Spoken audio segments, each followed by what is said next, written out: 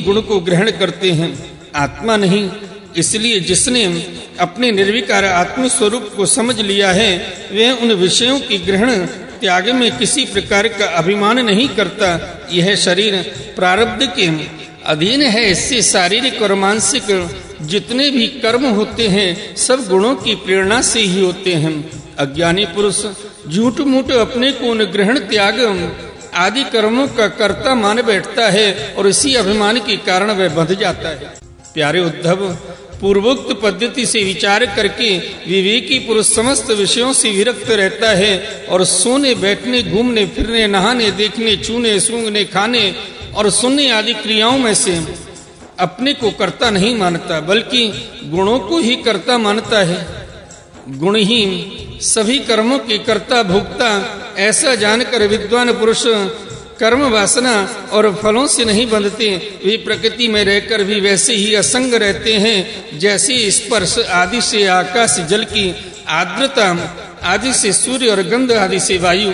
उनकी विमल बुद्धि की तलवार असंग भावना की सान से और भी तीखी हो जाती है और वे उससे अपने सारे संशय संदेहों को काट कूट कर फेंक देते हैं। जैसे कोई स्वप्न से जाग उठा हो उसी प्रकार वे इस भेद बुद्धि के भ्रम से मुक्त हो जाते हैं। जिनकी प्राण इंद्रिय मन और बुद्धि की समस्त चेष्टाएं बिना संकल्प के होती हैं वे देह में स्थित रहकर भी उसके गुणों से मुक्त हैं। उन तत्वज्ञ मुक्त पुरुषों के शरीर को चाहे हिंसक लोग पीड़ा पहुंचाएं और चाहे कभी कोई दैव संयोग से पूजा करने लगे, वे ना तो किसी के सताने से दुखी होते हैं और न पूजा करने से सुखी। जो समदर्शी महात्मा गुण और दोष की भेद दृष्टि से ऊपर उठ गए हैं वे न तो अच्छे काम करने वाले की स्तुति करते हैं और न बुरे काम करने वाले की निंदा। न वे किसी की अच्छी बात सुनकर उसकी सराहना करते हैं और न बुरी बात सुनकर किसी को छिड़कते हैं। जीवन मुक्त पुरुष न तो कुछ भला या बुरा काम करते हैं न कुछ भला या बुरा कहते हैं और न सोचते ही हैं। वे व्यवहार में अपनी समान वृत्ति रखकर आत्मानंद में ही मग्न रहते हैं और जड़ के समान मानो कोई मूर्ख हो इस प्रकार विचरण करते रहते हैं। प्यारे उद्धव, जो पुरुष वेदों का तो पारगामी विद्वान हो परंतु परब्रह्म के ज्ञान से शून्य हो उसकी परिश्रम का कोई फल नहीं है। वह तो वैसा ही है जैसे बिना दूध की गाय का पालने वाला। दूध ना देने वाली गाय, व्यभिचारिणी स्त्री, पराधीन शरीर, दुष्ट पुत्र, सत्पात्र की प्राप्त होने पर भी दान न किया हुआ धन और मेरे गुणों से रहित वाणी व्यर्थ है। इन वस्तुओं की रखवाली करने वाला दुख पर दुख ही भोगता रहता है। इसलिए उद्धव, जिस वाणी में जगत की उत्पत्ति स्थिति और प्रलय रूप मेरी लोक पावन लीला का वर्णन न हो और लीला अवतारों में भी मेरे लोकप्रिय राम कृष्णादि अवतारों का जिसमें यशोगान न हो वह वाणी बंध्या है। बुद्धिमान पुरुष को चाहिए कि ऐसी वाणी का उच्चारण एवं श्रवण न करें। हे प्रिय उद्धव, जैसा कि ऊपर वर्णन किया गया, आत्म जिज्ञासा और विचार के द्वारा आत्मा में जो अनेकता का भ्रम है उसे दूर कर दे और मुझ सर्वव्यापी परमात्मा में अपना निर्मल मन लगा दे तथा संसार के व्यवहारों से उपराम हो जाए। यदि तुम अपना मन परम ब्रह्म में स्थिर न कर सको तो सारे कर्म निरपेक्ष होकर मेरे लिए ही करो। मेरी कथाएं समस्त लोगों को पवित्र करने वाली एवं कल्याण रूपिणी हैं। श्रद्धा के साथ उन्हें सुनना चाहिए। बार बार मेरे अवतार और लीलाओं का गान स्मरण अभिनय करना चाहिए। मेरे आश्रित रहकर मेरे ही लिए धर्म काम और अर्थ का सेवन करना चाहिए। प्रिय उद्धव, जो ऐसा करता है उसे मुझे अविनाशी पुरुष के प्रति अनन्य प्रेममयी भक्ति प्राप्त हो जाती है। भक्ति की प्राप्ति सत्संग से होती है। जिसे भक्ति प्राप्त हो जाती है वह मेरी उपासना करता है, मेरे सानिध्य का अनुभव करता है। इस प्रकार जब उसका अंतःकरण शुद्ध हो जाता है तो वह संतों के उपदेशों के अनुसार उनके द्वारा बताए हुए मेरे परम पद को वास्तविक स्वरूप को सहज में ही प्राप्त हो जाता है। उद्धव जी ने पूछा, भगवान, बड़े बड़े संत आपकी कीर्ति का गान करते हैं। आप कृपया बताइए कि आपके विचार से संत पुरुष का क्या लक्षण है, आपके प्रति कैसी भक्ति करनी चाहिए जिसका संत लोग आदर करते हैं। हे भगवान, आप ही ब्रह्मा आदि श्रेष्ठ देवता, सत्यादि लोक और चराचर जगत के स्वामी हैं। मैं आपका विनीत प्रेमी और शरणागत भक्त हूँ।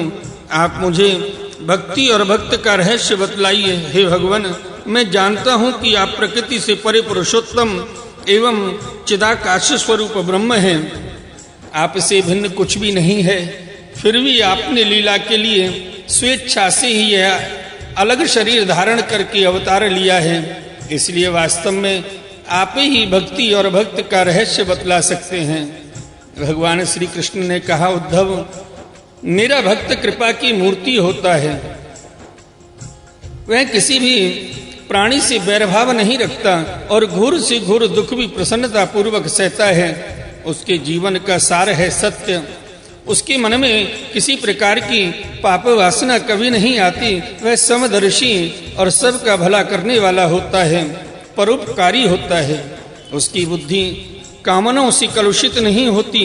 वह संयमी, मधुर स्वभाव और पवित्र होता है। संग्रह परिग्रह से सर्वथा दूर रहता है। किसी भी वस्तु के लिए वह कोई चेष्टा नहीं करता।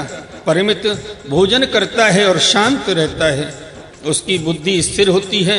उसे केवल मेरा ही भरोसा होता है और वह आत्म तत्व के चिंतन में सदा संलग्न रहता है।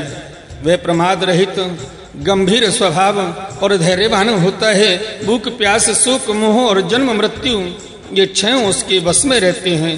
वह स्वयं तो कभी किसी से किसी प्रकार का सम्मान नहीं चाहता, परंतु दूसरों का सम्मान करता रहता है।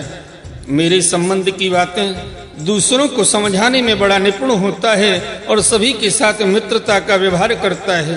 उसके हृदय में करुणा भरी होती है। मेरे तत्व का उसे यथार्थ ज्ञान होता है। प्रिय उद्धव, मैंने वेदों और शास्त्रों के रूप में मनुष्यों के धर्म का उपदेश किया है। उनके पालन से अंतःकरण शुद्धि आदि गुण और उल्लंघन से नरकादि दुख प्राप्त होते हैं, परंतु मेरा जो भक्त उन्हें भी अपने ध्यान आदि में विक्षेप समझकर त्याग देता है और केवल मेरे ही भजन में लगा रहता है, वह परम संत है। मैं कौन हूँ, कितना बड़ा हूँ, कैसा हूँ, इन बातों को जाने न जाने, किंतु जो अनन्य भाव से मेरा भजन करते हैं वे मेरे विचार से मेरे परम भक्त हैं। प्यारे उद्धव, मेरी मूर्ति और मेरे भक्त जनों का दर्शन, स्पर्श, पूजा, सेवा, शुश्रूषा, स्तुति और प्रणाम करके तथा मेरे गुण और कर्मों का कीर्तन करें। हे उद्धव, मेरी कथा सुनने में श्रद्धा रखें और निरंतर मेरा ध्यान करता रहे। जो कुछ मिले वह मुझे समर्पित कर दे और दास्य भाव से मुझे आत्मनिवेदन करें। मेरे दिव्य जन्म और कर्मों की चर्चा करें। जन्माष्टमी, रामनवमी आदि पर्वों पर आनंद मनावे और संगीत, नृत्य बाजे और समाजों द्वारा मेरे मंदिरों में उत्सव करे और करावे। वार्षिक त्योहारों के दिन मेरे स्थानों की यात्रा करे, जुलूस निकाले तथा विविध उपहारों से मेरी पूजा करे। वैदिक अथवा तांत्रिक पद्धति से दीक्षा ग्रहण करे, मेरी व्रतों का पालन करे। मंदिरों में मेरी मूर्तियों की स्थापना में श्रद्धा रखे। यदि यह काम अकेला न कर सके तो औरों के साथ मिलकर उद्योग करें। मेरे लिए पुष्प वाटिका, बगीचे, क्रीड़ा के स्थान, नगर और मंदिर बनवावे। सेवक की भांति श्रद्धा भक्ति के साथ निष्कपट भाव से मेरे मंदिरों की सेवा शुश्रूषा करे। झाड़े बुहारे, लीपे पोते, छिड़काव करे और तरह तरह की चौक पूरे। अभिमान ना करे, दम्भ ना करे, साथ ही अपने शुभ कर्मों का ढिढोरा भी ना पीटे। हे प्रिय उद्धव, मेरे चढ़ावे की, अपने काम में लगाने की बात तो दूर रही, मुझे समर्पित दीपक के प्रकाश से भी अपना काम ना ले। किसी दूसरे देवता की चढ़ाई हुई वस्तु मुझे ना चढ़ावे। संसार में जो वस्तु अपने को सबसे प्रिय है, सबसे अभीष्ट जान पड़े, वह मुझे समर्पित कर दे। ऐसा करने से वह वस्तु अनंत फल देने वाली हो जाती है। भद्र, सूर्य, अग्नि, ब्राह्मण, गौ, वैष्णव, आकाश, वायु, जल, पृथ्वी, आत्मा और समस्त प्राणी, ये सब मेरी पूजा के स्थान हैं। प्यारे उद्धव, ऋग्वेद, यजुर्वेद और साम वेदों के मंत्रों द्वारा सूर्य में मेरी पूजा करनी चाहिए। हवन के द्वारा अग्नि में, आतिथ्य द्वारा श्रेष्ठ ब्राह्मण में और हरी हरी घास आदि के द्वारा गौओं में मेरी पूजा करें। भाई बंधु के समान सत्कार के द्वारा वैष्णव में निरंतर ध्यान में लगे रहने से, हृदय आकाश में मुख्य प्राण समझने से, वायु में और जल पुष्प आदि सामग्रियों द्वारा जल में मेरी आराधना की जाती है। गुप्त मंत्रों द्वारा न्यास करके मिट्टी की वेदी में उपयुक्त भोगों द्वारा आत्मा में और समदृष्टि द्वारा संपूर्ण प्राणियों में मेरी आराधना करनी चाहिए, क्योंकि मैं सभी में क्षेत्रज्ञ आत्मा के रूप में स्थित हूँ। इन सभी स्थानों में शंख चक्र गदा पद्म धारण किए 4 भुजाओं वाले शांत मूर्ति श्री भगवान विराजमान है, ऐसा ध्यान करते हुए एकाग्रता के साथ मेरी पूजा करनी चाहिए। इस प्रकार जो मनुष्य एकाग्र चित्त से यज्ञ यज्ञादि इष्ट और कुआ बावली बनवाना आदि पूर्वत कर्मों के द्वारा मेरी पूजा करता है, उसे मेरी